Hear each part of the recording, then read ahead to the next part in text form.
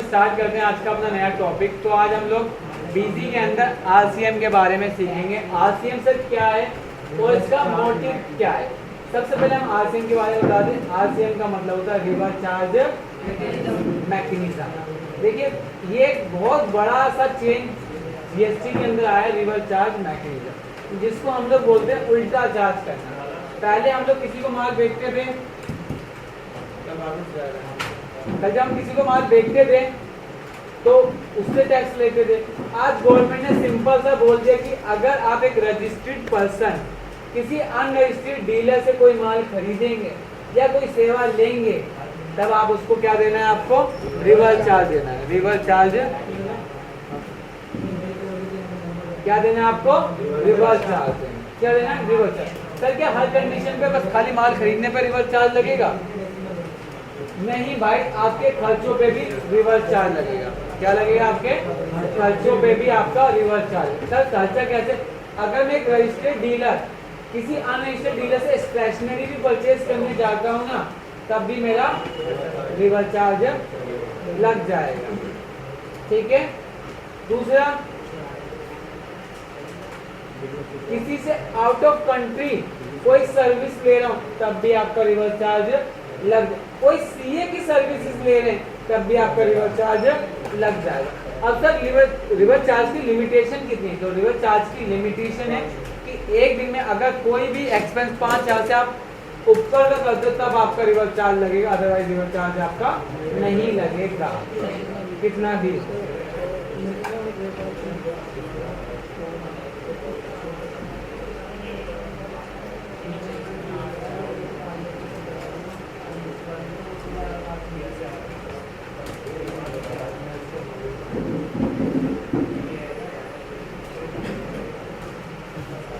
हाँ ठीक है।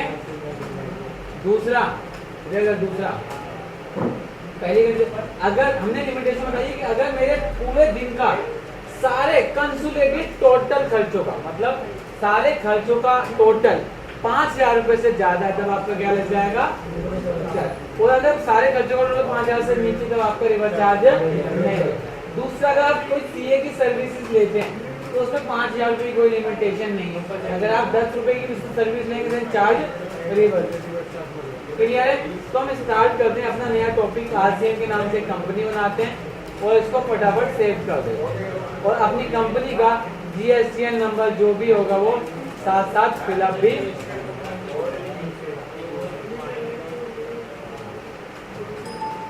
हमारे यहाँ पर कंपनी सेव होगी। जब तक कंपनी सेव होती है इसको हम सेव होने देते हैं।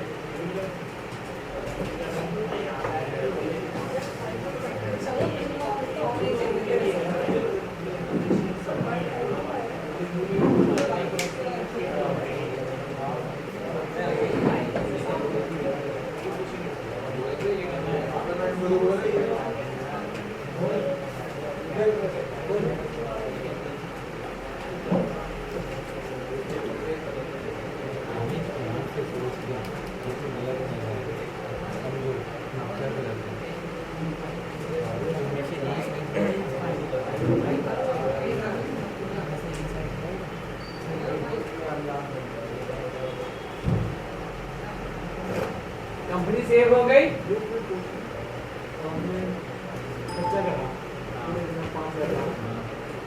टैक्स भी पे करके आ गए,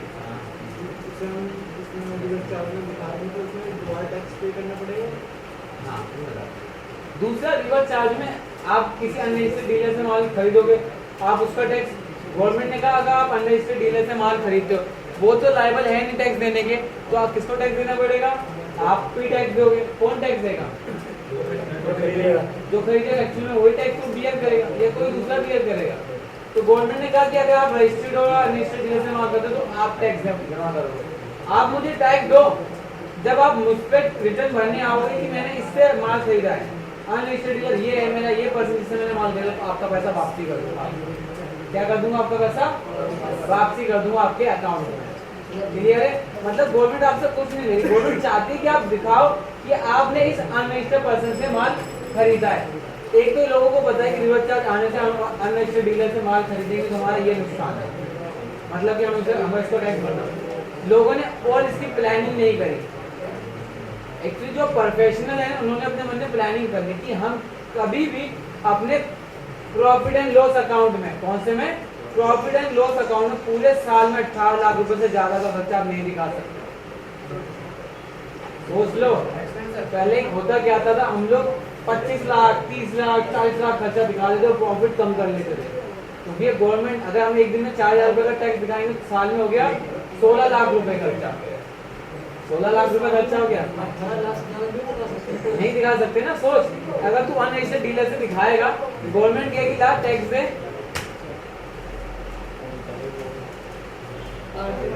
ऐसे इसकी मैं आपको एक अलग सी वीडियो बनाऊंगा कि प्रॉफिट एंड लॉस अकाउंट में भी क्या फर्क पड़ेगा आरसीएम आने से। लोग एक भन से जाएंगे, ज्यादा फालतू काम नहीं कर सकते, ज्यादा उटपटांग तरीके नहीं सोच सकते आप। ये बहुत अच्छा कॉन्सेप्ट लाया है और आप लोगों को बहुत जरूरी है समझना।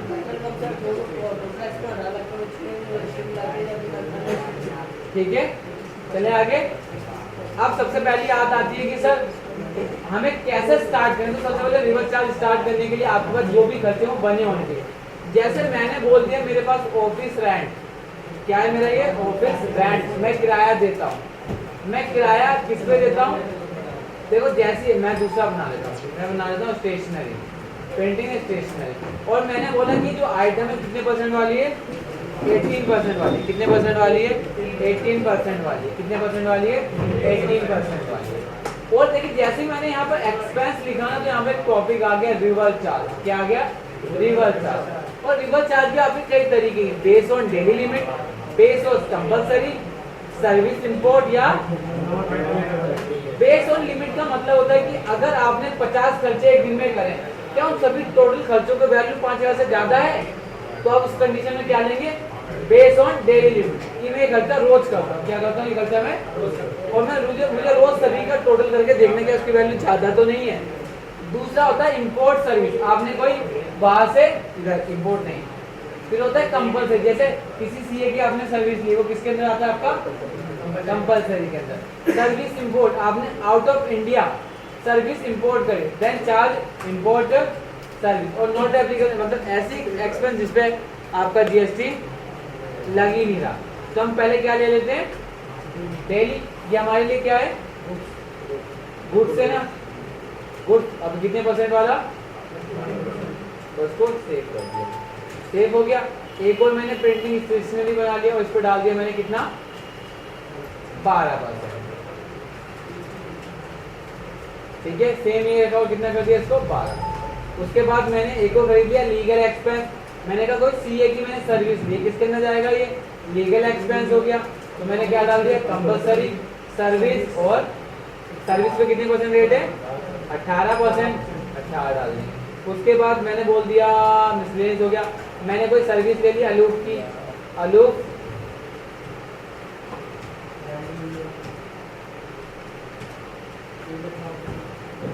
इसमें जाएगा ये।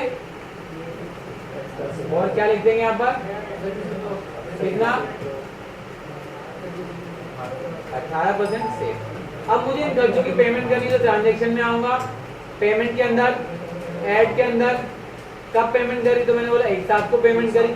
अब देखो मुझसे पूछ रहा है not applicable, unregistered dealer, RCM या परचेज। तो मैं बोलूंगा किससे खरीदी मैंने, अनरजिस्टर्ड डीलर से। कौन सा, ये रिफंड अगेंस्ट एडवांस पेमेंट। किसी ने मुझे एडवांस पेमेंट दी थी, अब उसको वापसी करनी है तो क्या कर दूं, ये। अगर जीएसटी की पेमेंट करनी तो गवर्नमेंट को, तो क्या से लोगे आप, ये लोगे। क्लियर। अब मैं क्या करूँ, मैंने कोई ऑफिस वो खरीद लिया, स्टेशनरी खरीद ली। क्या खरीद लिया आपने, स्टेशनरी। कितनी, मैंने बोला 3000 रुपए की स्टेशनरी खरीदी, कैश में खरीदी, सेव कर दिया। कोई लगा, मैंने कहा 2 तारीख को हमने खर्चा कर दिया, शाबाश। ठीक है, फिर मैंने प्रिंटिंग स्टेशनरी डाल दी, कितने परसेंट, 18%। इसी को मॉडिफाई कर दिया। हमने 2 तारीख को 1200 की करी, ठीक है। उसके बाद एक और यही स्टेशनरी आइटम खरीद ली, ये हमने कर लिया 4800 रुपए की, ठीक है। और इसको हमने क्या कर दिया, सेव हो गया हमारा, कोई दिक्कत। फिर हमने 3 तारीख को एक खर्चा कर लिया, हमने ऑफिस रेंट दे दिया। ऑफिस रेंट हमने 3500 दे दिया, वॉल्यूम,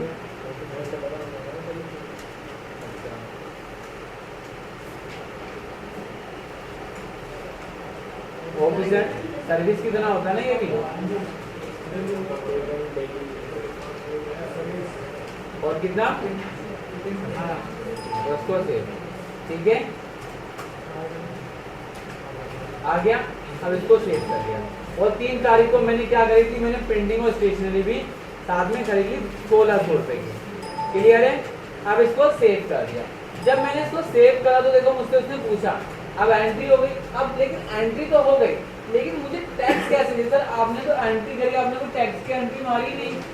तो बीसी ने आपको एक अलग तरीका दे दिया। तो आप लोग कहाँ आएंगे, मिसलेनियस जीएसटी, मिसलेनियस यूटिलिटी के अंदर check post consolidated RCM payable and then जैसे आप इंटर मारेंगे तो आपको क्या मिल जाएगा। 1 तारीख को क्या आरसीएम बना, 1 तारीख को कोई आरसीएम नहीं बना, फिर क्या 2 को आरसीएम बना, 2 को आरसीएम बना। क्यों? क्योंकि आरसीएम की वैल्यू कितनी थी, 6। कोई दूसरी मिस्टेक होगी, आपने कोई दूसरा फोल्ड कर रखा होगा, कॉन्सेप्ट गलत कर रखा होगा, कोई और तरीका आपका गलत होगा, ऐसी प्रॉब्लम तभी क्रिएट होती है। अब आप मुझे डाटा दिखाएंगे तभी मैं देख सकता हूँ, ऐसे में हवा में कोई आंसर आपको देना नहीं चाहता।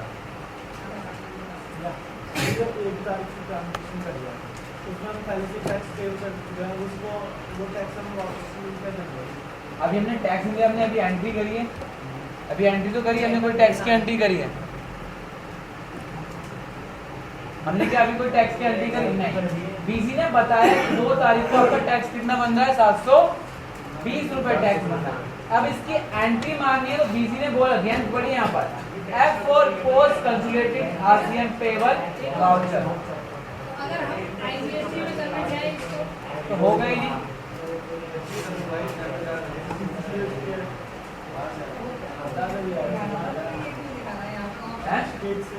आप F और करिए, एंट्री कहाँ से मारनी है, तो मैंने बोला जनरल से। और कब एंट्री मारनी, 2 तारीख।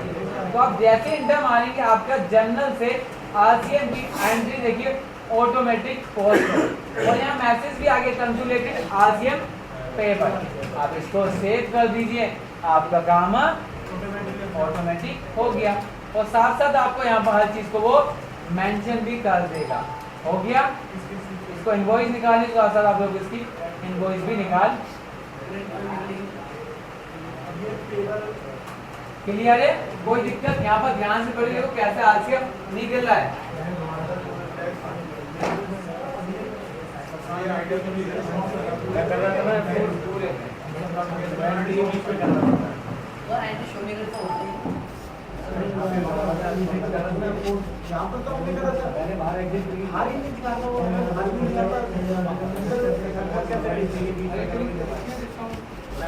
करके दिया था।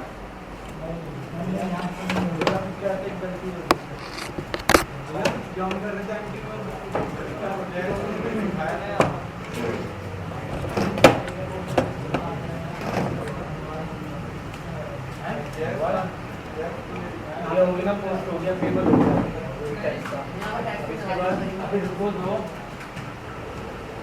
हो गया। देन ये एंट्री हमने पोस्ट कर दी।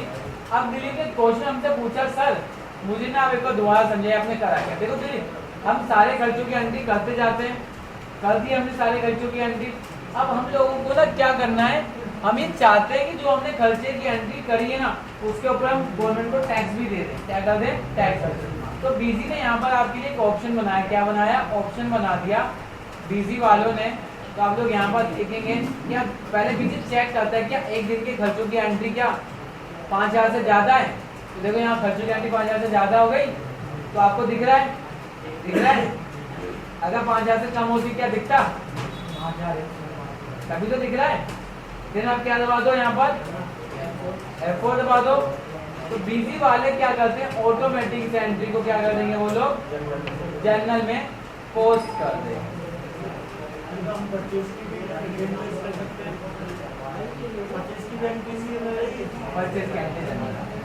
ठीक है, हो गई हमारी एंट्री। कोई दिक्कत इसके अंदर हमारी से? आगे हमारे पास कोई डाउट इसका?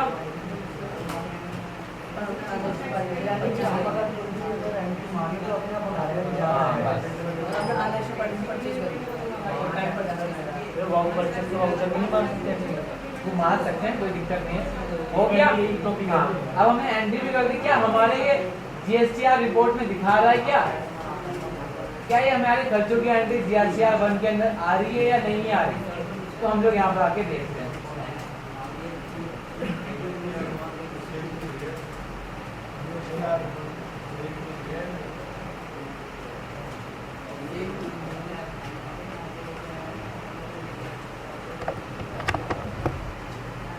खुल गई। यहाँ पर आप क्या ले लो, अनरजिस्टर्ड डीलर आरसीएम है क्या कहीं?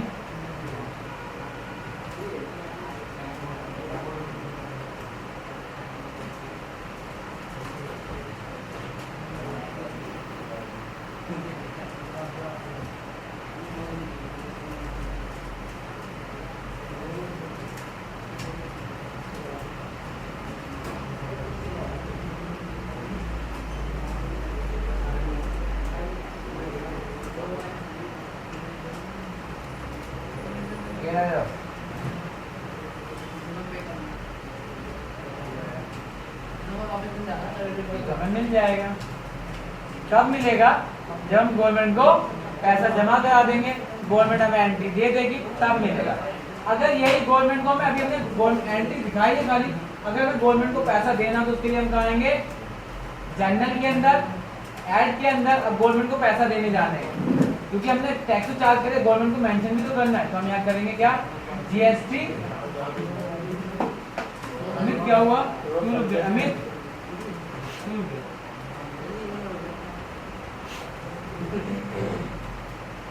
कहां पर आओ? पेमेंट के अंदर आओ। कहा जाओ? पेमेंट, जीएसटी की पेमेंट का सबमिट करवाते हम लोग। यहाँ पर देखो, जीएसटी पेमेंट टू गवर्नमेंट। क्या करेंगे हम? बोलेंगे आउटपुट। क्या?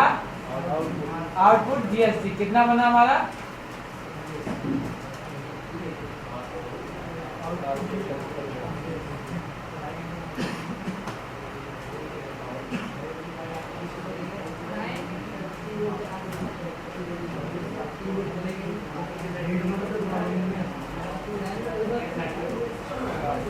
अरे अवेलेबल वाला लेना है जीएसटीआर अवेलेबल कितना 731 रुपए। फिर ठीक करा एस जीएसटीआर अवेलेबल 731 रुपए। हमने गवर्नमेंट को पेमेंट कर दी। जब हम बैंक से पेमेंट करेंगे तो हमें मेंशन करना पड़ेगा पीएनबी बैंक ग्रुप में बैंक अकाउंट, और इसको आप क्या कर दो, सेव हो गया।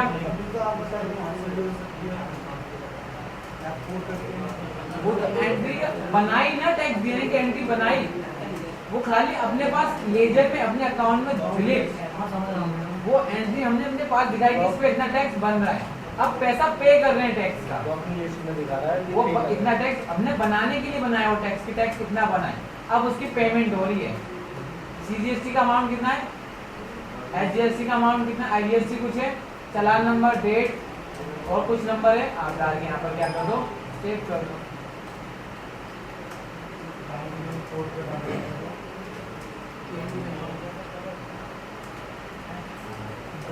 और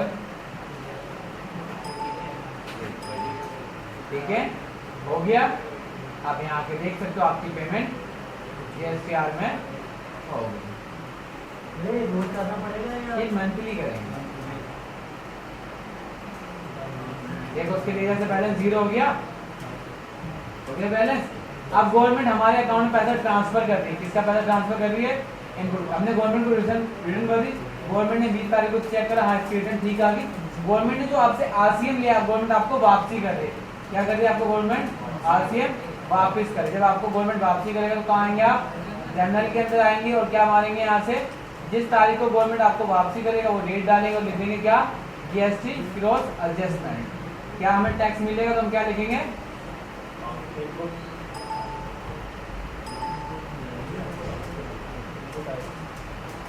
आरसीएम मिलेगा ना।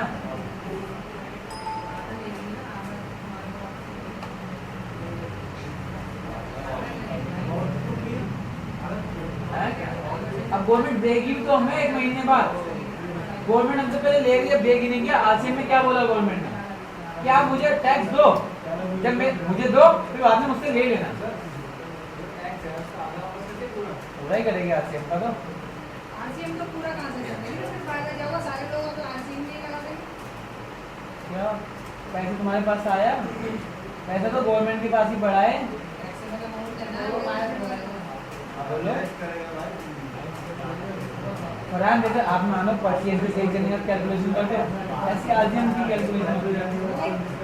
आधा ही तो करेगी तो 1600 उनका मतलब ये है खर्चों में टैक्स जो लगा रहे हैं तो फायदा ही है। 800 रुपये तो देगी।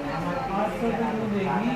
उसमें आप क्या पूरा देगी भाई, अमाउंट आधा आधा देगी। आरसीएम आधा, मतलब सीजीएसटी आधा। अगर 100 जैसे आपका टोटल टैक्स बना 100 रुपये, तो सीजीएसटी आधा,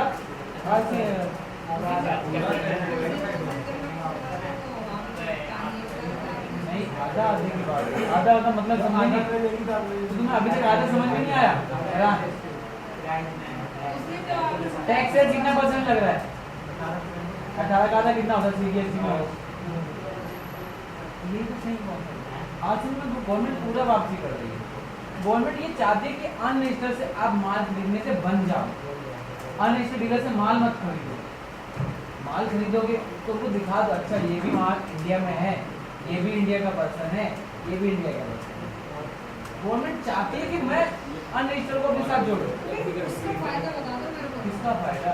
अगर वो सारे ही टैक्स वापस करेंगे तो यही क्यों रही है?